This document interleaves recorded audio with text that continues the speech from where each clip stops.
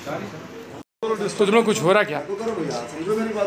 बाकी के चक्का ले ले रहे हो, अनिल ना है वो लाए बड़े भाई आप छोड़ दो उन्होंने धीरज बोल के ले रहा हूँ। अरे नहीं जी ठीक है ले लो। तो कोई प्रॉब्लम है? प्रॉब्लम नहीं नहीं क्या किसके भी कहीं को का विटनेस होने का अरे ठीक है चलो।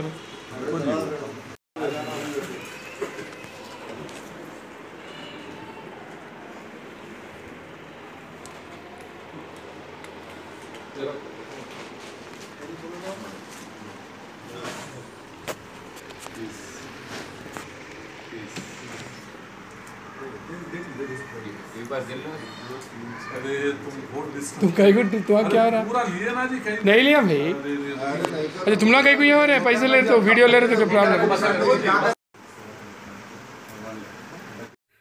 जुल्म फिर जुल्म है, बढ़ता है तो मिट जाता है, खून फिर खून है, टपकेगा तो जम जाएगा।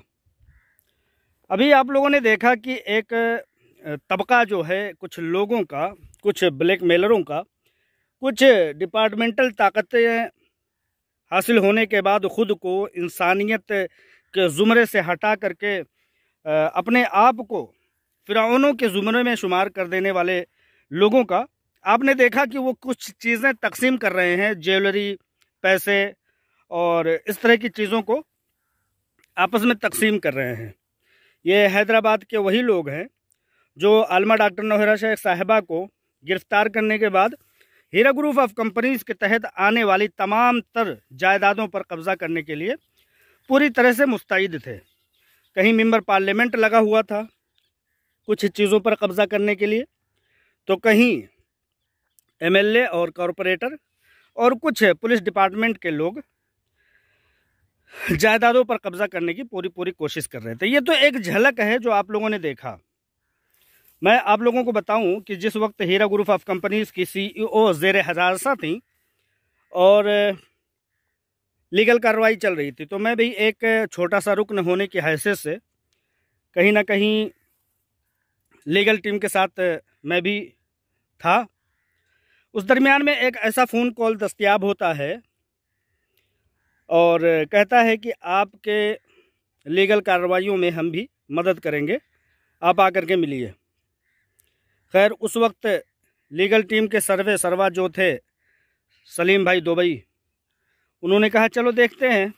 हैदराबाद से दिल्ली का सफ़र किया गया, मीटिंग बैठी।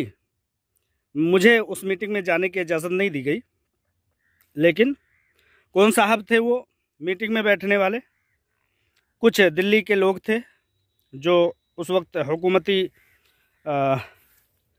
तख्त पर विराजमान थे, और एक साहब थे जो मेंबर पार्लियामेंट हुआ करते हैं कई बार से हैदराबाद के। मीटिंग हुई, बहुत जल्द ही वो बर्खास्त हो गई। वहाँ का लुब्बे लुबाब ये था कि आलमा डॉक्टर नौहरा शेख साहिबा को छूटने में हम भी मदद करेंगे, हम अपने हाथ को कमज़ोर कर लेंगे, पीछे खींच लेंगे तो आलमा डॉक्टर नौहरा शेख साहिबा छूट जाएंगी। तो ये हुआ कि ठीक है, आप इसके बदले में कुछ चाहते हैं? तो उन्होंने कहा बेशक मैं चाहता हूँ। उन्होंने कहा कि 100 करोड़ रुपए मुझे चाहिए होंगे। तो जो अपने सलीम साहब दुबई थे वो मीटिंग से कहने लगे ठीक है, मैं गौर करके बताता हूँ, चले आए। बाहर जब आए तो मैंने पूछा क्या हुआ सलीम साहब, कुछ बातचीत हुई, कुछ मतलब कार्रवाई आगे बढ़ी? कौन साहब थे, कैसे थे? तो बताने लगे कि वही साहब थे जिनके दामन पर तमाम खून के धब्बे हैं, जिनके ऊपर तमाम तरह की तीर और निशाने जो जा है वो जा करके उन्हीं की तरफ पहुंचते हैं, वही साहब थे। मैंने कहा क्या, उनका कहना क्या था? कहने लगे कि उन साहब का कहना ये था कि 100 करोड़ रुपए हमको दे दो, हम अपना हाथ पीछे खींच लेते हैं। तो मैंने पूछा कि अच्छा सर फिर आपने क्या सोचा? कहने लगे रहमान भाई, मैं उसको 100 जूते भी ना दूं, उसकी औकात इतनी नहीं है, उसको 100 करोड़ रुपए कौन देने लगा? तो मतलब मेरे इन बातों का कहने का ये है कि ये एक छोटी सी क्लिप जो आप लोगों के सामने अभी आई है, इत्तेफाक से आई है। इस तरह की बहुत सारी बंदरबाट हुए थे। हीरा ग्रुप ऑफ कंपनीज की तमाम जायदादों को उसमें शामिल तमाम लोगों की इन्वेस्टमेंट को हथियाने की एक बहुत बड़ी साजिश थी।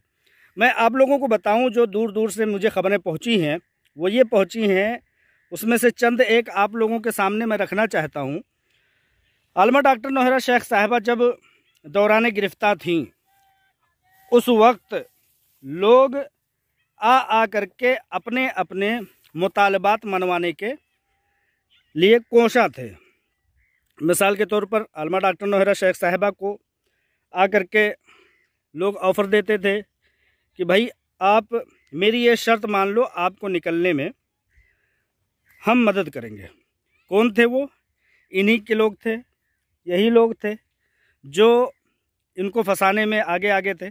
चूँकि बाहर एक बड़े पैमाने पर एहतजाज चल रहा था और जिन लोगों ने गिरफ्तार करवाया था उन लोगों के ख़िलाफ़ एक बहुत बड़ी मुहिम चलाई जा रही थी, तो वो कहीं ना कहीं आलमा डॉक्टर नौहरा शेख साहिबा से जाकर के मिलते थे कि इस मुहिम का इख्तिताम यूं ही होगा अगर इनसे बातचीत कर ली जाए। और दूसरा उनका मकसद जो था उस पर भी ये लोग जाकर के बात किया करते थे, जिसमें से एक ये हुआ करता था कि आप यानी आलमा डॉक्टर नौहरा शेख साहिबा आप बिज़नेस लेकर के हैदराबाद से कहीं और चले जाएं। बेहतर होगा कि हैदराबाद से तेलंगाना और आंध्र प्रदेश से निकल जाएं। कुछ बैंकिंग सेक्टर के लोग, ख़ास तौर से यही मेंबर पार्लियामेंट के बैंक में बहुत बड़ा नुकसान हो रहा है, तो वो ये मुतालबा करते थे। दूसरा एक मुतालबा ये आता था कि इलेक्शन कमीशन ऑफ इंडिया का एक वो लोग पर्चा लेकर के आते थे और कहते थे कि आप अपनी पार्टी जो कि महिला एम्पावरमेंट पार्टी है उसको डिज़ोल्व करने की, उसको कलादम और मनसूख करने का आप इस पर अगर दस्तखत कर देते हैं तो आपको निकलने में हम लोग भरपूर मदद करेंगे। तो इस तरह से उनको तोड़ने, आलमा डॉक्टर नौहरा शेख साहिबा को तोड़ने, उनको परेशान करने और उनसे मुतालबात करके इतने पैसे ऐंठ लेने की एक कोशिश थी कि वो कहीं से कहीं तक दोबारा पनपने की जुर्रत और हिम्मत और हौसला ना कर सके। बाहर जो खाली ज़मीनें थीं, जैसा कि आप लोग खुद जानते हैं कि टोली चौकी की ज़मीन, उस पर मल्टी स्टोरी बिल्डिंगें, 8-8, 10-10 मंजिला बिल्डिंगें बना ली गई। लोगों को ये खदशा था, ये गुमान था, जो काबिज़ करने वाले लोग थे, कब्ज़ा करने वाले लोग थे, उनको ये गुमान था कि ये डॉक्टर नौहरा शेख साहिबा 10 साल, 15 साल, 20 साल निकलने वाली हैं नहीं, चलो बिल्डिंगें बनाते हैं और उसको फ़रोख्त करके अपना चले जाते हैं, बाद में देखा जाएगा। इसलिए बिल्डिंगें बनाई गई टोली चौकी की डॉक्टर नौहरा शेख साहिबा की ज़मीन पर। बहुत सारे फ्लैटों पर कब्ज़ा कर लिया गया। जितना बड़ा ओहदा उतना बड़ा कब्ज़ा।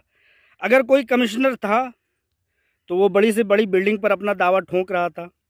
अगर कोई मेंबर पार्लियामेंट था तो वो बड़े से बड़े हज़ारों स्क्वायर फीट ज़मीन पर अपना कब्ज़ा जमा रहा था। और अगर कोई एमएलए और क्या कहते हैं कॉरपोरेटर था और बिल्डर था तो वो अपने मन मुताबिक, अगर कोई होमगार्ड था, कोई पुलिस था, कोई कुछ था, तो वो सब के सब अपने अपने मुताबिक, अपने अपने ओहदों के मुताबिक अपने अपने फ्लैट और हीरा ग्रुप ऑफ कंपनीज़ के अपने नाम से मुंतखब वो समझते थे। उनको कहीं से कहीं तक ये नहीं लगता था कि आलमा डॉक्टर नौहरा शेख साहिबा अभी फ़िलहाल बाहर आने वाली हैं, लिहाजा बंदर बांट कर लो। तो जब जब जुल्म की बात आएगी हिंदुस्तान में, ख़ास तौर से आंध्र प्रदेश, तेलंगाना में और ख़ास तौर से हैदराबाद में, तो इस जुल्म का चर्चा एक बार इतिहास में ज़रूर बेज़रूर लिखा जाएगा। ये जो दोनों वीडियोज़ हैं शुरू में और आखिर में, वो इस बात का गवाही हैं कि ये जो मंज़र आया है ये बहुत नैनो% भर की एक आप लोगों के सामने मंज़र आया है कि ये लोग आपस में पैसों का बंटवारा कर रहे हैं। हीरा ग्रुप ऑफ कंपनीज़ की ज्वेलरी शोरूम में घुस करके वहाँ पर पैसों पर कब्ज़ा करके आपस में तकसीम कर रहे हैं। कुछ पुलिस वाले हैं, कुछ MP MLA और साबिक वज़ीर आला के रिश्तेदार हैं और कुछ आम जैसे आम दलाल टाइप के लोग हैं जो आपस में चीज़ों को तकसीम कर रहे हैं। तो अल्लाह तबारक व तआला से दुआ है कि इस मुस्लिम माईशत हीरा ग्रुप ऑफ कंपनीज़ की, मुल्क को तक़वियत और मजबूती पहुँचाने वाली कंपनी को अल्लाह तबारक व तआला मजबूती और दवाम बख्शे और उसके तमाम हीरा ग्रुप ऑफ कंपनीज़ के इन्वेस्टरों को राहत और सुकून और उनकी अमानतों के पहुँचने में अल्लाह तबारक व तआला जल्द अज़ जल्द आसानी इनायत फरमाए। अस्सलामु अलैकुम रहमतुल्लाहि व बरकातुहू।